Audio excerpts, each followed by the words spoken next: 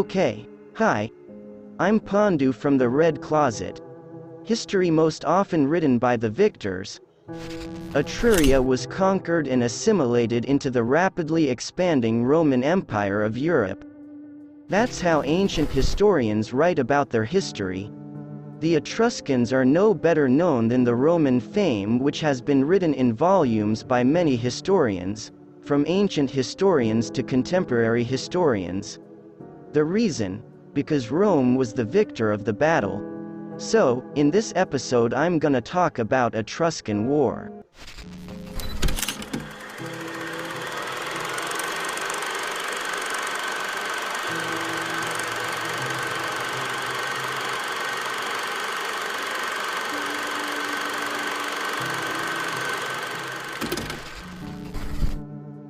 The early government of the Etruscan cities was based on a monarchy, but later developed into an oligarchic government that oversaw and dominated all public positions and citizen assemblies. The Etruscan army, as the Etruscans were nicknamed, like most Mediterranean fighting forces at the time, was drawn from a body of citizens who were otherwise peasants when not at war. The armies paid for their own equipment and fought for the Etruscans to protect their own rights and interests, either to defend their territory or expand it, to control trade routes on land and sea, and to obtain any resources they deemed necessary. Armor was made of bronze and took the form of breastplates, gaiters to protect the lower legs, helmets, and round shields, such as hoplites, as toughened leather was also widely used as body armor in Greek warfare. Okay, before we go too deep, you can click the subscribe button so you don't miss the next content. Okay, let's go on. Hoplite is generally lighter and more effective than bronze.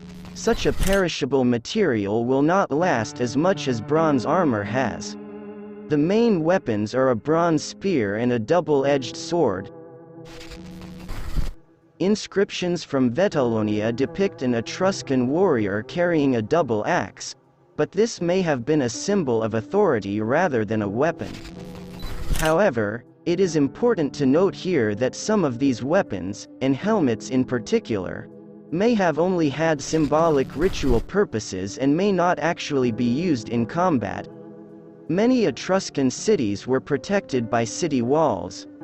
Not always closing the entire city, they protected it from attacks at its weakest points.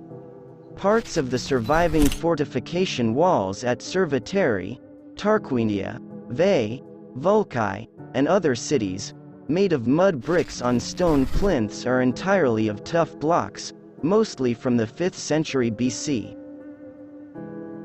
The wall was able to withstand prolonged attacks as evidenced by the 10-year Roman siege of Veii between 406 and 396 BC, he continued.